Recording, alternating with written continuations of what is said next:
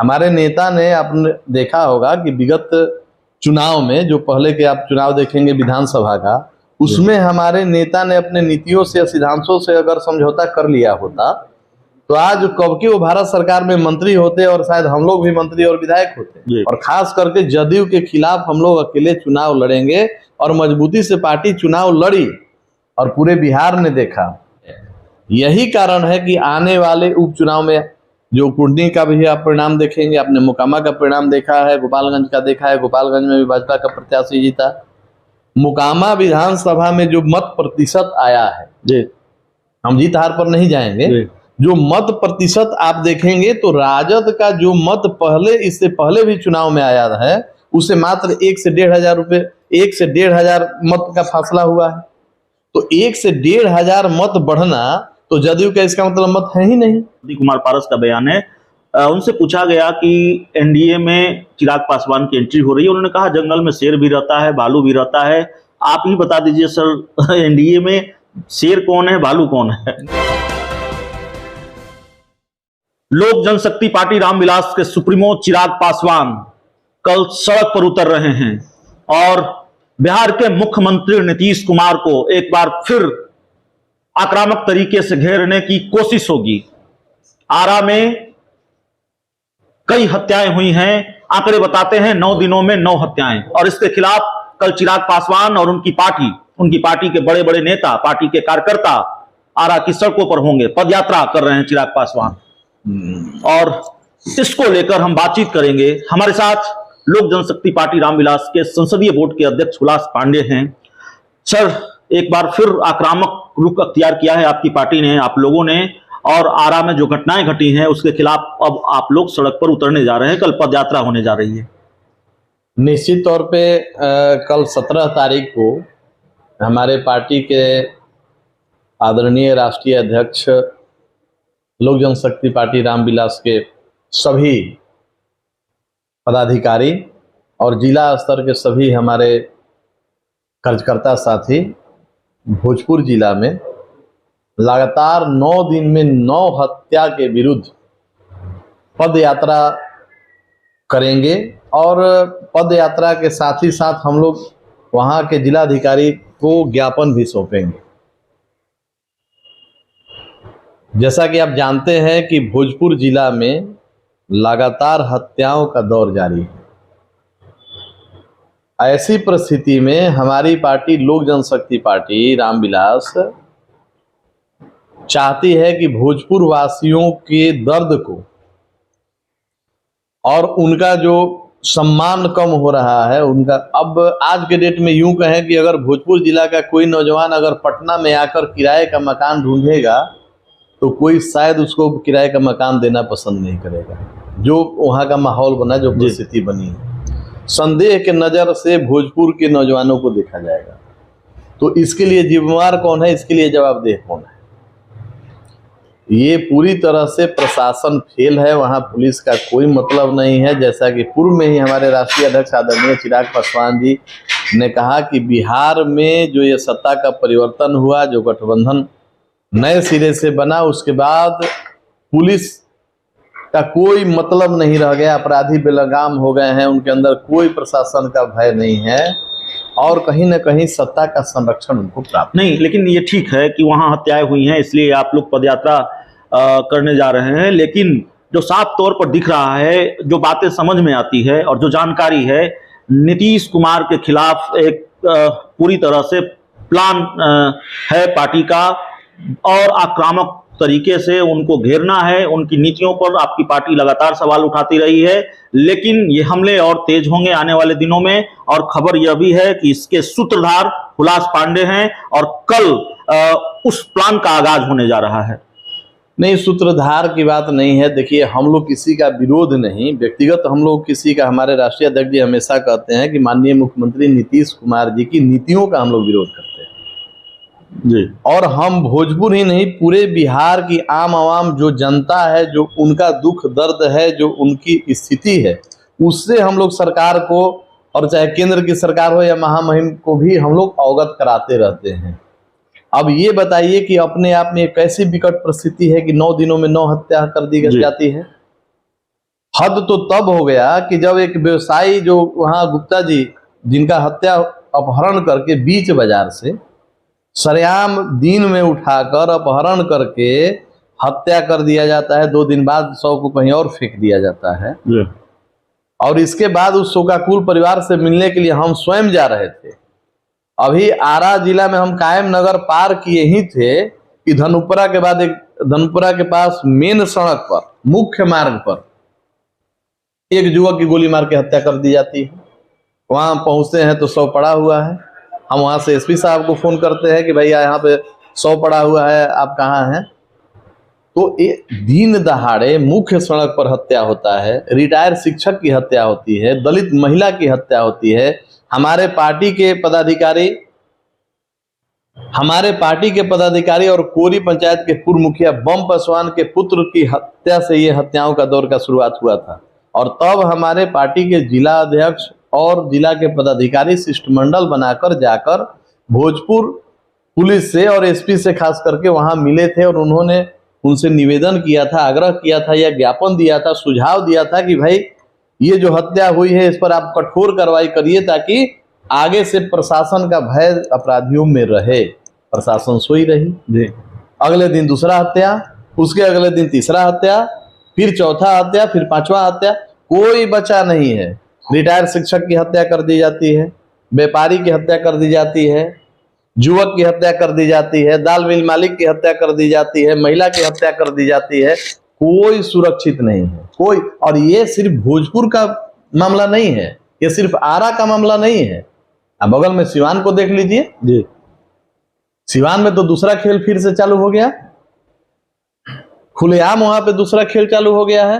प्रशासन का भय पूरे बिहार में अपराधियों में नहीं है और जिसका खमियाजा आम बिहारी भुगत रहे हैं। लेकिन हम लोग जनता के हित में और बिहारियों के हित में हमारी पार्टी और हमारे राष्ट्रीय अध्यक्ष, हमारे पार्टी के सभी लोग हमेशा संघर्ष करते रहेंगे जब तक कि उनको न्याय न दिला दे।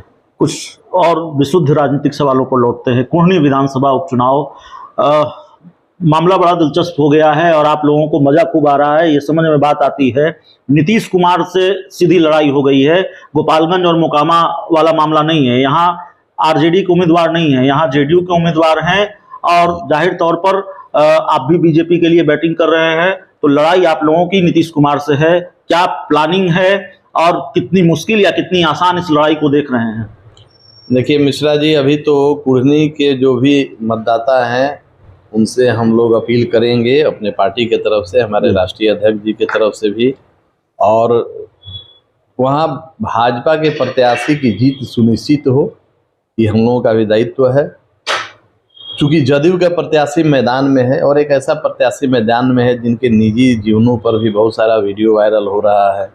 जहाँ एक तरफ नीतीश कुमार जी शराबबंदी का दावा करते हैं, बहुत बड़ा एक कानून बनाया गया बिहार में माननीय मुख्यमंत्री नीतीश जी के द्वारा शराबबंदी का जी, और उसी की धज्जी उड़ाने वाले एक मनोज कुशवाहा जी को उन्होंने कुढ़नी विधानसभा उपचुनाव में प्रत्याशी बना दिया, जो खुलेआम उस नियम का धज्जी उड़ाते।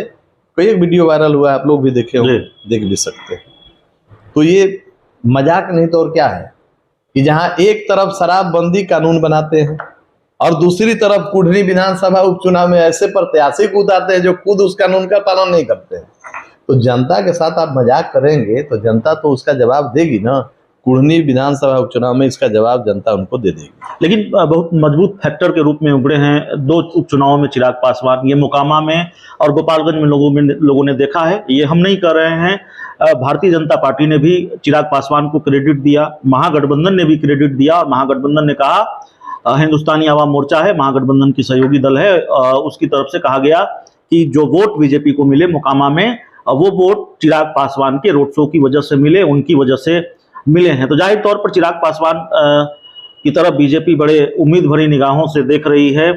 सवाल ये नहीं है कि चिराग पासवान प्रचार कर रहे हैं, नहीं कर रहे हैं, सवाल ये है कि भारतीय जनता पार्टी को जो लाभ चिराग पासवान पहुंचा रहे हैं उसका जो इनाम मिलना है वो कब तक मिलेगा? देखिए, हमारा उद्देश्य बिहार को लाभ पहुंचाना है जी, बिहार को फर्स्ट बनाना है और बिहारी को फर्स्ट बनाना है। हमारे राष्ट्रीय अध्यक्ष आदरणीय चिराग पासवान जी का जो विजन है जी हमारे पार्टी का जो मूल सोच है जी कि हमको बिहार को आगे बढ़ाना है, बिहारी को फर्स्ट और बिहार को फर्स्ट करना है।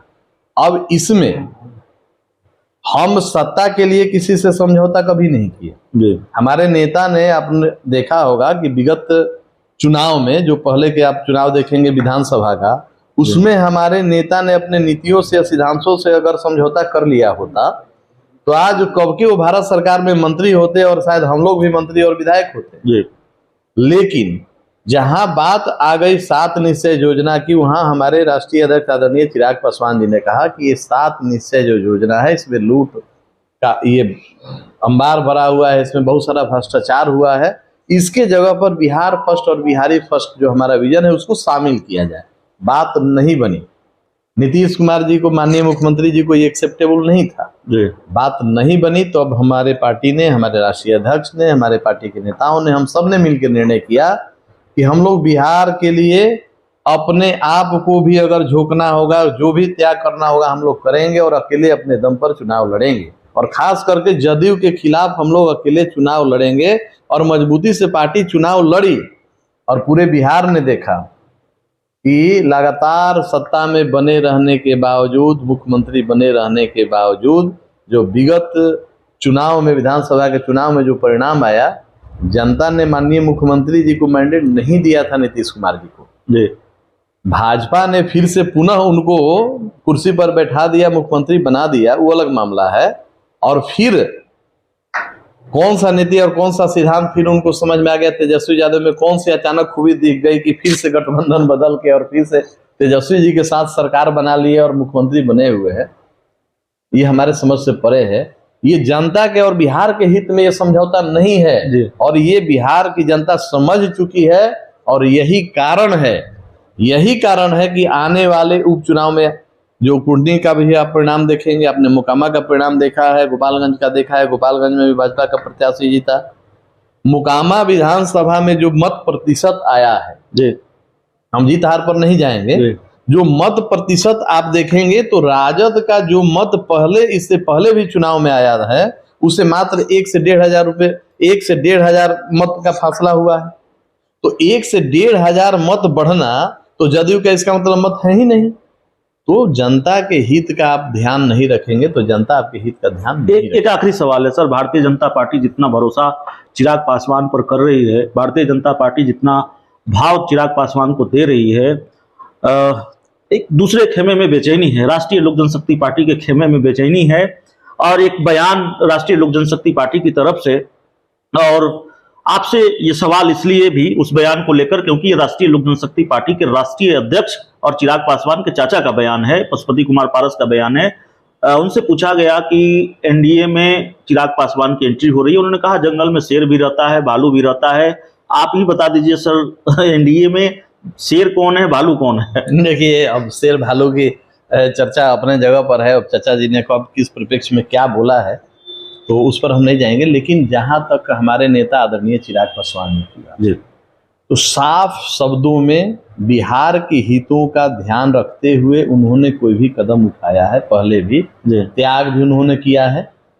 और इससे जनता तो प्रभावित है ही बिहार की, और पूरे देश के जो युवा है उनसे प्रभावित रहते हैं। जहां कोई बिहारी की बात आती है, प्रदेश के अंदर हो तब, बिहार के बाहर हो तब, अगर किसी को बिहारी समझ के प्रताड़ित किया जाता है तो वहाँ आदरणीय हमारे राष्ट्रीय अध्यक्ष चिराग पासवान जी अपने संदेश को वहाँ जरूर पहुँचाते हैं और उनका कैसे सम्मान का रक्षा हो, अधिकार का कैसे रक्षा हो, इसकी चिंता करते हैं।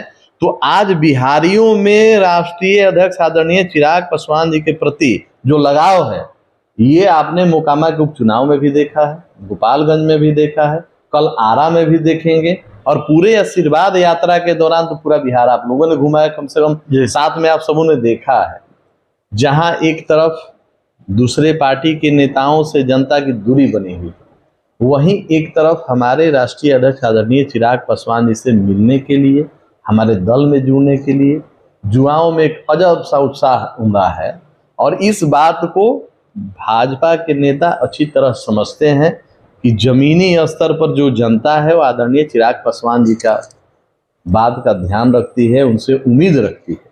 और इसी के लिए भाजपा के जो भी वरिष्ठ नेता हैं वो चाहते हैं कि जल्द से जल्द हमारे राष्ट्रीय अध्यक्ष जी का एंट्री एनडीए में हो। हालांकि अभी तक आधिकारिक न घोषणा हुई है, न गठबंधन का स्वरूप फाइनल हुआ है। हमारे राष्ट्रीय अध्यक्ष जी ने स्पष्ट किया कि हम बिहार को बर्बाद होने नहीं चाहते हैं, कि बिहार बर्बाद हो, हम डूबता देखना नहीं चाहते हैं। तो अभी जो उपचुनाव हो रहे हैं इसमें भाजपा के प्रत्याशी को हम लोग समर्थन देंगे। तो चलिए, हमारे साथ लोक जनशक्ति पार्टी रामविलास के संसदीय बोर्ड के अध्यक्ष उल्लास पांडे थे। और जाहिर तौर पर बड़ी भूमिका पार्टी में, जाहिर तौर पर बड़ी भूमिका उल्लास पांडे की उन आंदोलनों में, जिन आंदोलनों को एक तरह से टर्निंग पॉइंट कहा जाता है चिराग पासवान के लिए, जिन आंदोलनों की वजह से चिराग पासवान बेहद आक्रामक तरीके से सरकार पर हमलावर हैं, नीतीश कुमार को घेर रहे हैं। और कल एक बार फिर उसी तरह की तस्वीर देखने को मिल सकती है आरा में पदयात्रा। तो इन सब सवालों पर बातचीत, पूर्णी का उपचुनाव, उनसे जुड़े सवाल महत्वपूर्ण हैं, उन सवालों पर बातचीत। इस इंटरव्यू में इतना ही, इस बातचीत में इतना ही। बहुत बहुत धन्यवाद।